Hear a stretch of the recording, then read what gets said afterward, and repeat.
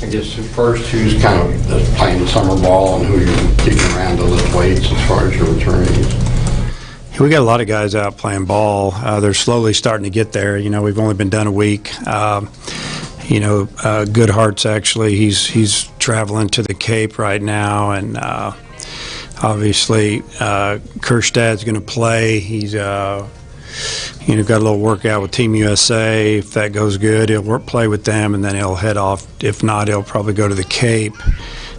Kinley will sign. Ezel just signed, I think. Opitz is going to play with Team USA this summer. Some of the guys that are on the fence a little bit. Martin's going to go work out with Team USA, see how that goes. Nesbitt's going to stay here and just lift and try to get bigger and stronger. He's got a lot of work. Franklin's out in California, getting ready to play with Santa Barbara. Curtis Washington's going to go play over in a league in Illinois. Let me see here.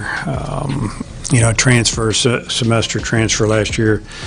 Kobe Boulware is playing in the Cape. He may stay in the league. He's having to split time a lot, so he might move teams, move leagues. We'll see how that ends up. I think that knocks out most of the position guys. As far as like Patrick Wicklander, he's going to just go home for a little while and then come back. He threw a lot. We're just going to get him back here and let him work out and lift. Caden Monk's off playing. Liam Henry, who didn't travel at the end of the year, is out playing some summer ball. Obviously, Campbell will sign. Ramage is going to stay here and work out. Same with Kevin Copps for the most part. I've probably missed a few. Connor Nolan's going to stay here and work out. Try to take it easy on a lot of the pitchers. Some of the Tommy John guys like Caleb Bolden, a lot of people forgot about Caleb, but we haven't. We think he's going to be one of our best guys next year. Then we had a freshman, Travis Hester. Those guys are both back working out. They both had Tommy John last year. Costi Sock obviously will sign, and Scroggins sign. So there's a lot going on there. A lot of the new guys coming in. A couple of the position player guys are out playing in some older leagues, and then some of the younger pitchers will probably end up being here in a couple of weeks to start some summer school and working out. Hey, with Connor, he obviously was on football, right? And that was nice for you with the scholarship ones. How does that work now that he's not with football anymore? I guess he's still on a football scholarship until that's over with. What is that, at the end of summer? You probably know more about it than I do.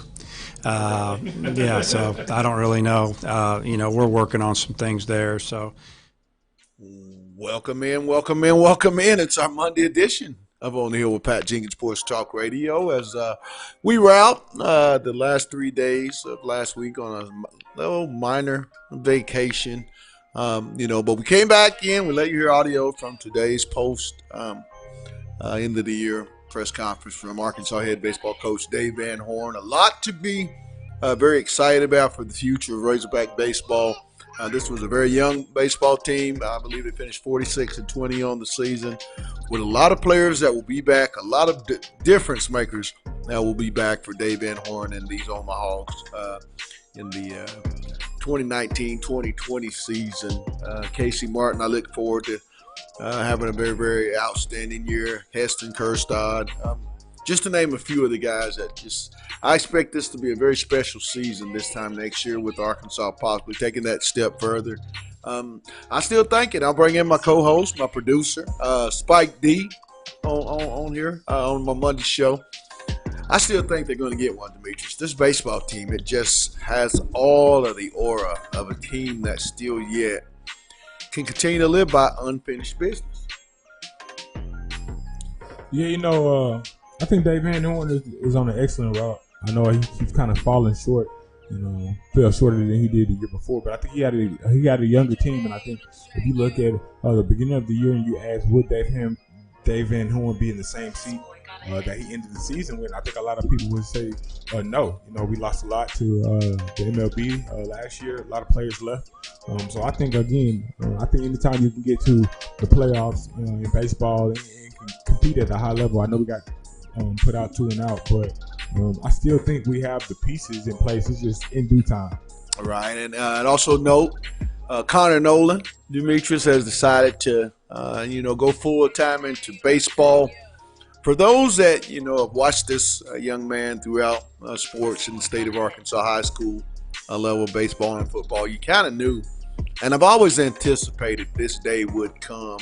And this is not a bad thing. I think Connor Nolan will pitch long after college at the next level, in my opinion, on the baseball diamond. And I think this is a very good decision. My best wishes go out to Connor. I'm really looking forward to covering Connor and seeing his career grow. Now on the other side, football, Demetrius, does this help or hurt that quarterback room? Because I'm of the belief when you have talent that they do, such as Nick Starkel, Ben Hicks, KJ Jefferson, Dalton Hyatt, John David, Stephen Jones, those type of football players. I think there's still enough talent in that room to where they can still be a very successful quarterback group.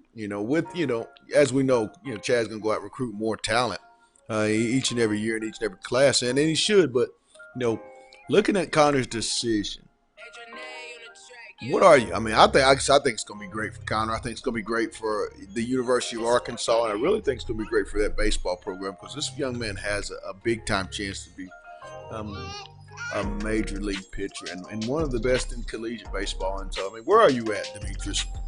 I think Connor did what everybody knew he was going to do. It was just a matter of when. And I think what really pushed him over the edge this year was really the way he performed in those big games. I think if you ask Connor, to do those couple of games that they had over where he was the relief pitcher and the game was on his shoulders, right? I think he would say, "Man, I wish I would have just did a little bit more to get our team to the next round." I think just the imbalance of going from football to baseball, from baseball to football. And I think he sees if he can focus in on baseball, the type of results that the baseball team has going into the future. And I think he really just sees, really that's going to be his moneymaker. And I think he did. He made the best decision. And I'm glad he did it early because he didn't waste guys' time. He gave guys the opportunity to use that scholarship. He gave guys to open up and understand before the year even started off. I'm not in that quarterback mix. And I think, sticking with baseball like he did, I think kind of hurt him on the football side of things because he fell so far behind in the depth chart. And I think that was going to make a big difference coming this year with so many transfers coming in at that quarterback position. And I think when you go into a season, his football year, his freshman year, he wasn't, counted on to be the starting quarterback. But, you go into baseball season, your freshman year, and Coach Van Horn instantly, heaps an enormous amount of responsibility, but yet still trust in you as a true freshman. And that, I know that when you get done, and he's a kid, and it's typical. You're going to sit down and you're going to say, well, which affords me the best chance to have the most immediate impact, and it was clearly going to be baseball. I think, once you realize, and you could tell, Demetrius, that when spring football finished and Connor didn't have to cross-train both football and baseball, you could tell a lot of good things start to happen for him on that mound. Unfortunately, not to the degree that Connor wanted, as far as wins go, but I think there was a tremendous amount of growth. And like you said, when you look at this baseball team, when you add some guys that they're going to add that I think are going to be impact players, such as a Jason Hodges, big-time player out of the Chicago, Illinois area. This is the guy that was drafted to the major leagues, but chose to be a Razorback. These are going to be some integral parts of what Connor, and I think a lot of those young baseball players are starting to sense here in Fayetteville is that they're knocking on that door. maybe not there yet, but I think here in the next year or two, I think this baseball team will be crowned. In my own humble opinion, this is just my opinion, and I'll say it, and you can come back years from now if it doesn't come to fruition. I think this team will win the National Collegiate Baseball Championship with Dave Van Horn as their head hog. But like I said, it's just a really good time. Congrats to Connor Nolan. Also, too, we're going to be talking about there's a new NBA Razorback, a young man that decided to forego his final 2 years here in Fayetteville and had a very special evening this past Thursday. Daniel Gafford was taken 38th by the Chicago Bulls. And, you want to talk about something that's real big. This is big for the community of El Dorado. When you think about a young man that several years ago just started his collegiate or his basketball career in El Dorado as a young man, and to see the growth, and I'll bring in my co-host Demetrius, a young man that's from the El Dorado area. When you think about what Daniel Gafford said, what he's accomplished for that area of Arkansas. Not too many, kids come out and have a chance to be able to do what he's done. And when you think about just 2 years ago, he's graduating high school, very, very unknown talent to those outside of the state or those that, didn't follow Daniel in the EYBL. How big was this for the state of Arkansas, for Arkansas's program, but in particular for El Dorado, Arkansas as a whole? I just start with the impact on El Dorado. I think it's huge. Not a lot of guys go pro football or basketball from that area. And for Daniel to do it in such a small amount of time, because a lot of people don't know, I want to say he started playing basketball in 9th, 10th grade. So even when you look at that, the turnaround and the amount of time and energy that he's really invested in basketball it's really an anomaly. He's really something special to reach that level of success in that short amount of time playing that particular sport. But just for the state of Arkansas as a whole, I think it's great, especially for the University of Arkansas. It just shows that we can have high draft picks still come from the University of Arkansas. No, he wasn't a lottery pick. A lot of guys felt like he should have left last year. When he had a better prepared team than this year, an older, more mature team. But I think really when you look at Daniel Gafford, I think he's excited that he did take the route that he took. I think it's really going to make him hungrier. I think it's really showed him that he does have a lot to do and grow within the basketball field, but I think he's one of those type of kids that he likes pressure. He likes to be that hometown hero, that guy that everybody's looking at to do something special. So I think Daniel has an opportunity to really be something not only great for the University of Arkansas, but great for the state of Arkansas. I think he's going to build a brand and take just the state to another level.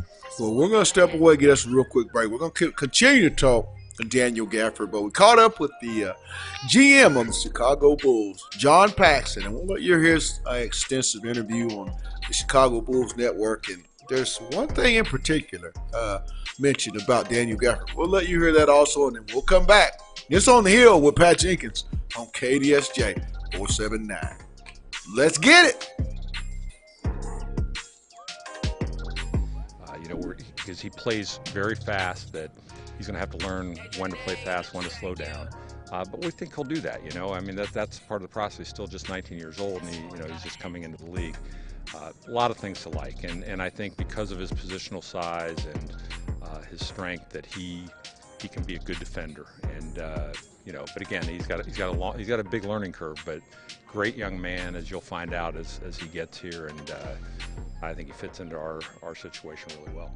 Pax, the feedback on Bulls Nation, very positive about this pick. Just listening and watching all the information that's been disseminated from our fan base. They're fired up, but we also, in a sense, need to pump the brakes a little bit. He is 19 years young. Oh, yeah, and we know we have a long way to go here. This is just a step in the process, but what we've done, I think, over the last 2 years, dating back to when we traded Jimmy, was we added Zach Levine, Larry Markin, and Chris Dunn in that draft. We were then able to get Wendell Carter and Chandler Hutchinson last year. Now we add Kobe White.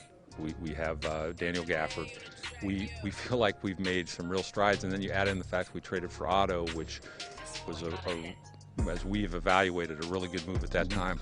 We've really upped our talent base, and it's still a young talent base. But our reality is we still need those guys to get better as basketball players. We're counting on that, and we need them to grow.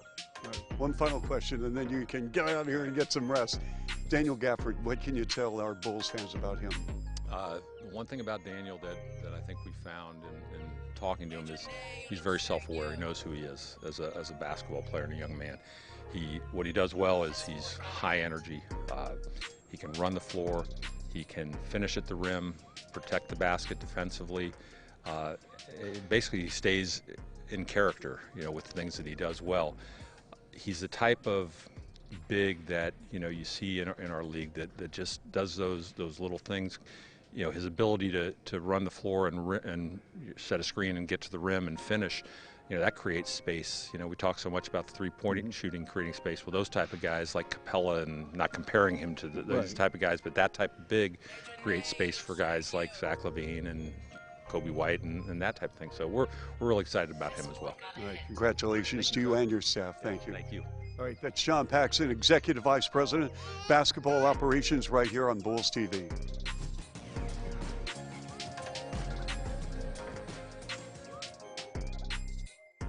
Welcome back, welcome back, welcome back. It's On the Hill with Pat Jenkins, Sports Talk Radio here on KDSJ 479. It's our Monday edition of OTH as we let you hear just a little audio from Chicago Bulls GM John Paxson talking about, how he feels about the roster that they're building there in Chicago, and in particular, how he really feels about the 38th pick in this year's 2019 NBA draft from El Dorado, Arkansas, sophomore All-SEC big man Daniel Gafford, as he was taken this Thursday in the draft, and I'm really excited. I just can't say enough about just the growth of Daniel Gafford, and when you're able to cover Daniel Gafford in the media.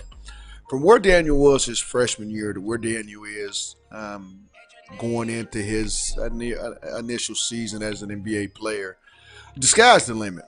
Daniel Gafford to me is what they're looking for, Demetrius. He's that 6'11", 6'10", 6'11" athlete, that between 230, 245, a guy that can run the floor, that's going to go back and protect the rim. You could throw him lobs.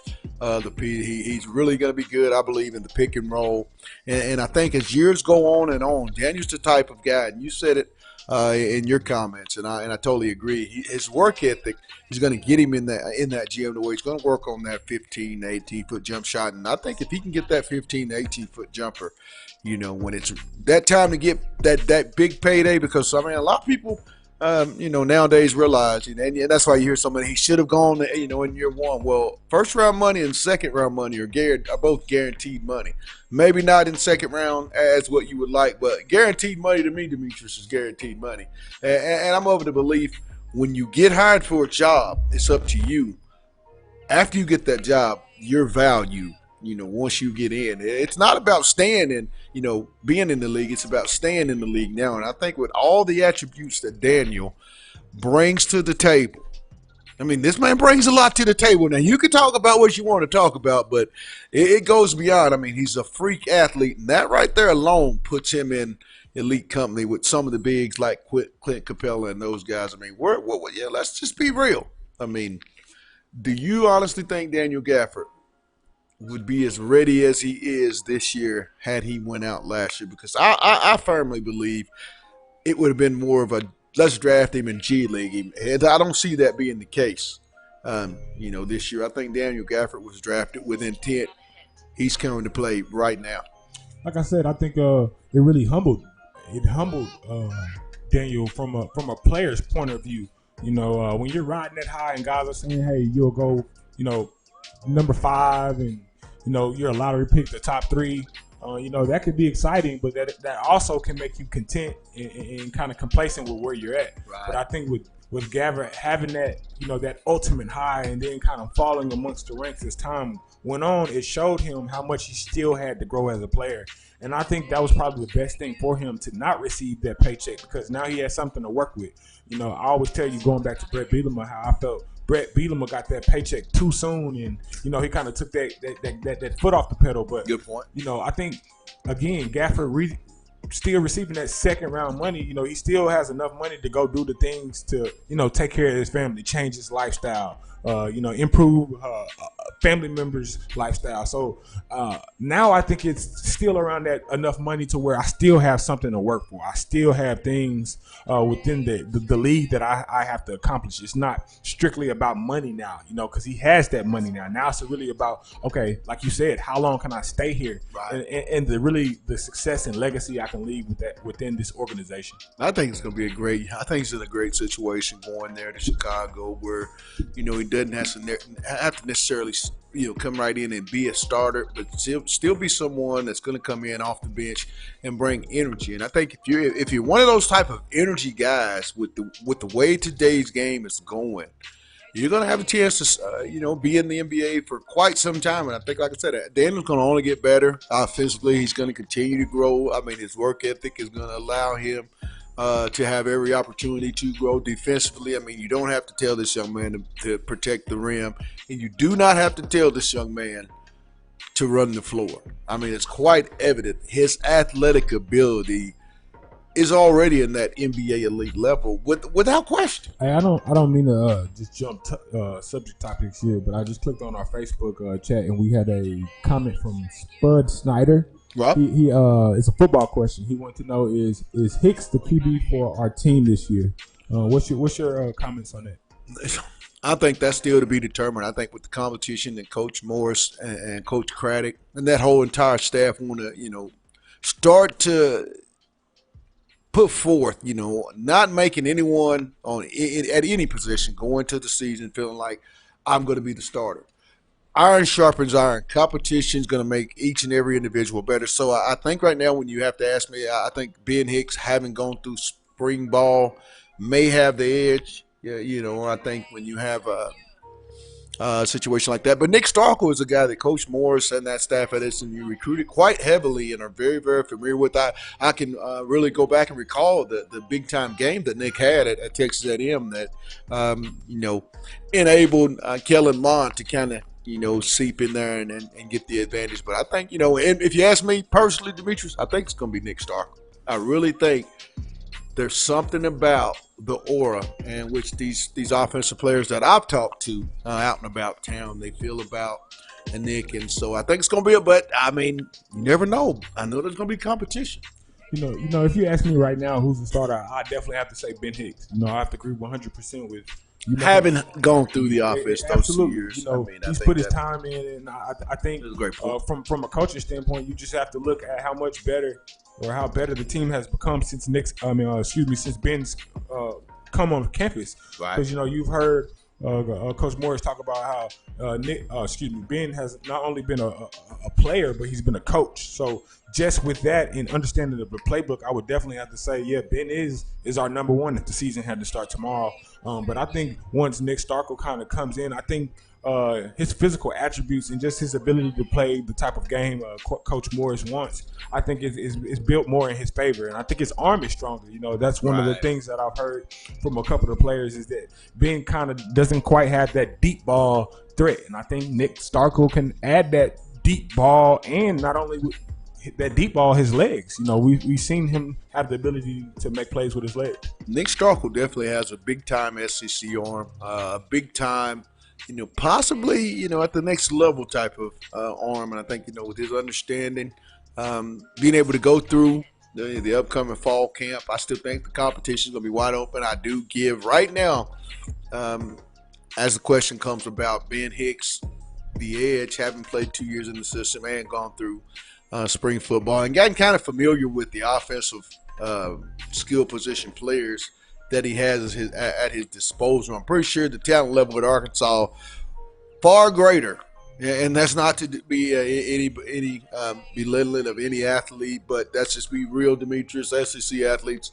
are kind of superior to other athletes. I mean, that goes without saying at all positions, bigger, faster, stronger. Real is real, truth is truth. But I'm real excited. I'm real excited. You know, Demetrius, we're roughly about 3 weeks off from making that way down to get this thing started. SEC Media Day, and I mean the storylines that we'll be discussing. Yeah, I'm excited. You know, this year it seems like every year we go down to SEC Media Day, we kind of make a step. You know, within our business and organization. You know, a lot of people know this year we'll be on Radio Row, so we'll actually have the time to chat with Nick Saban. We'll have the head coaches from Florida. So it's really going to be interesting. I'm just really enjoying the journey that we've taken as far as going to SEC Media Day the last 3 years and just taking a step and getting more and more access to really show our fan base. I'm just telling you, Georgia's going to win the SEC this year. Did you say Georgia? The Georgia You sleep, bro. Win the SEC. What? With you Georgia saying that, first, what makes Alabama second. What makes you think Georgia? What has Georgia done? Because to me, they don't drop the ball every opportunity they've had. I think just it's always been my thing since Kirby took over with the talent that Mark Ritt was able to leave, and then you always knew Kirby was a great recruiter, and I think just all the past disappointments was from being so close but yet still not there yet.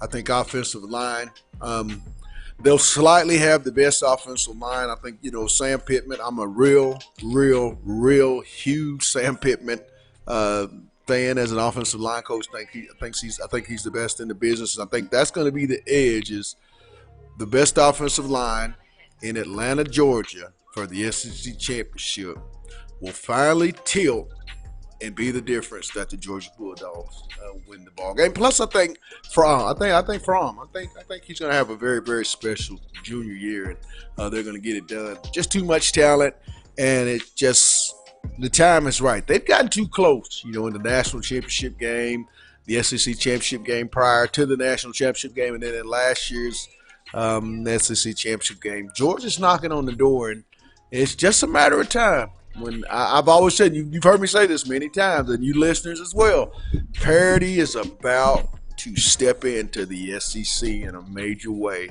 and I cannot wait to cover the who's who each and every year that could possibly win that gold trophy.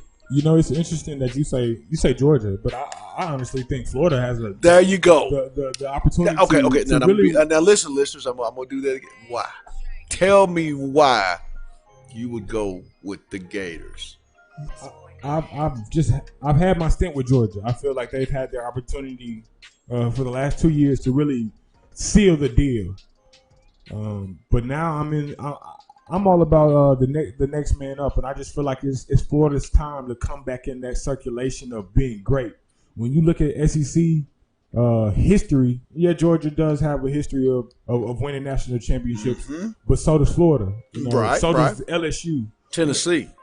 I think Auburn's got a few. I think you're going to see a resurgence of some of these. They might have one, but they have one. Because I really think Alabama's time is about up. I give them about 2 more years where they're really dominant, where they're really just destroying these teams. But I'm steady seeing, we've been talking about it. Just recruiting is going to another level for a lot of these universities. Vanderbilt, you're starting to see Vanderbilt get some of these 4- and 5-star kids that's not supposed to be at Vanderbilt. People talk about Auburn, but they continue to get elite players to come to the Plains. You talk. I hear multiple fan bases talking about it, and even I've said that I didn't think Gus Malzahn would be able to make it through the season. That's only speculation. No disrespect. I'm a big Gus Malzahn supporter. I've known him personally. He's a good man, but just think of Tennessee. They're starting to recruit at a high level. Ole Miss, for whatever reason, Demetrius, how can a program go through investigations and still yet be able to attract people?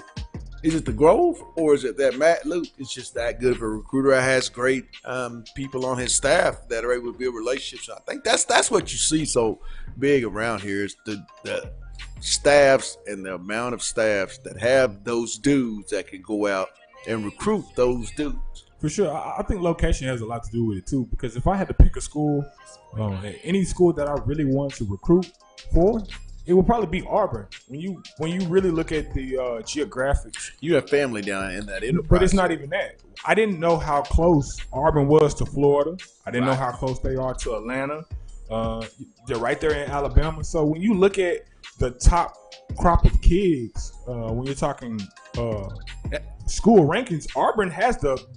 And, I think that's real big, Demetrius. That's a great point you made, because when you draw up that map, that Bingo, SEC that's map, what I'm saying. the Yep, SEC, exactly.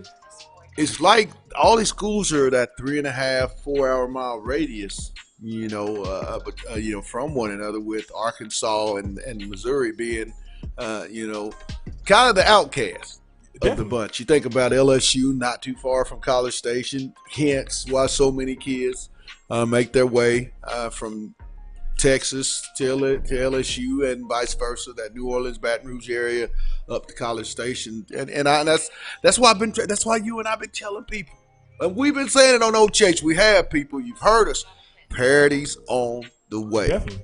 We need to start a song called "Parity's on the Way." Nah, what I'm gonna do is I'm gonna get an effect where parody just gonna pop up on the screen. That's what we're gonna do. There's gonna be a lot of different stuff. I'm telling you, we told you about this show, that what we were gonna do in 2019. There's so much excitement, so much energy, and we are very, very glad that you were able to join Demetrius and myself.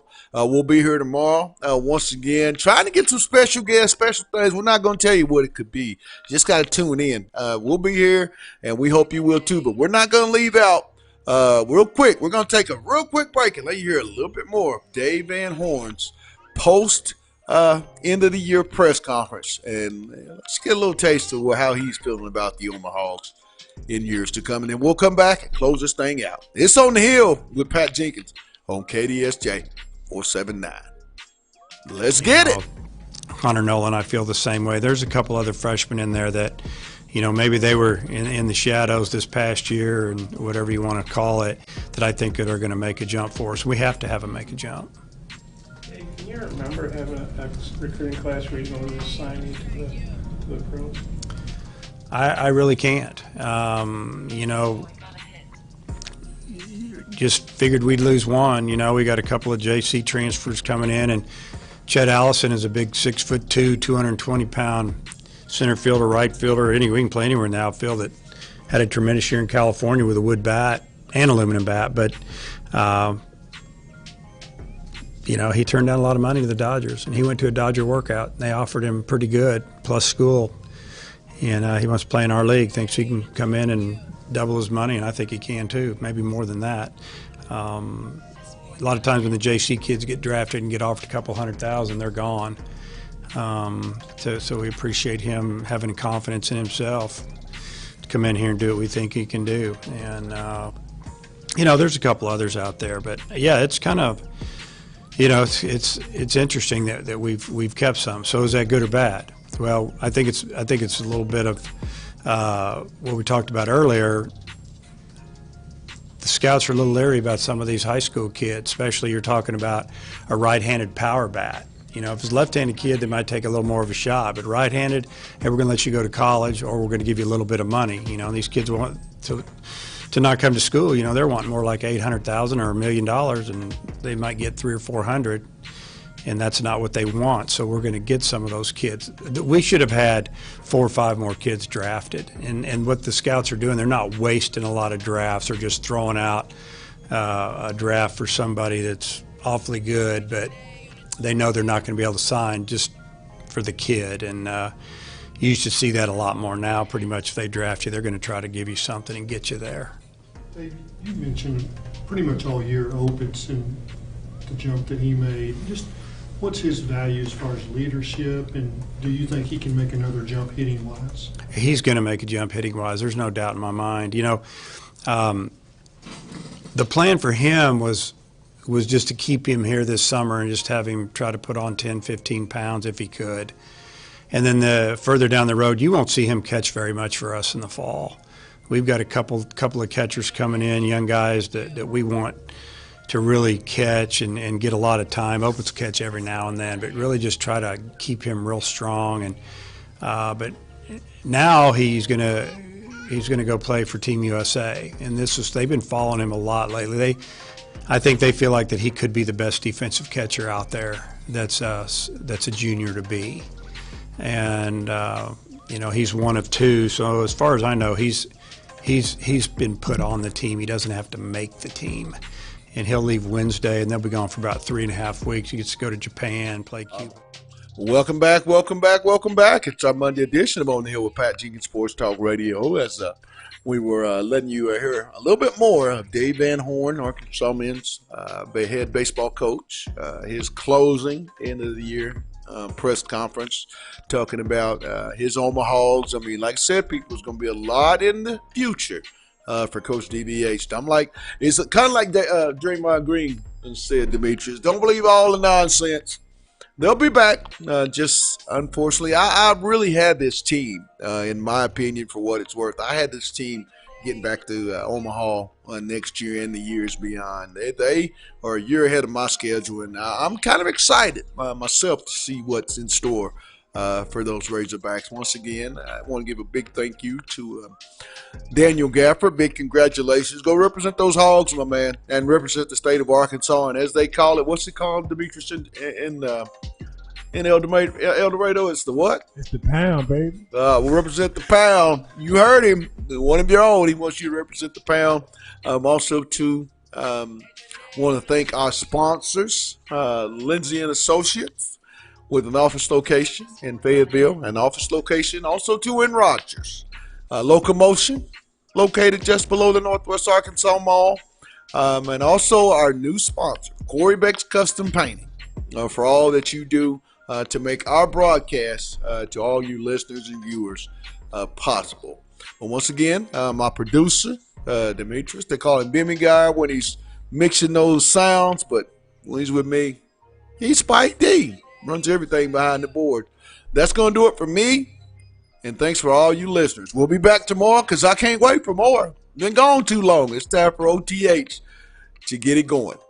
It's On the Hill with Pat Jenkins on KDSJ 479. You guys have a blessed one. Let's get it.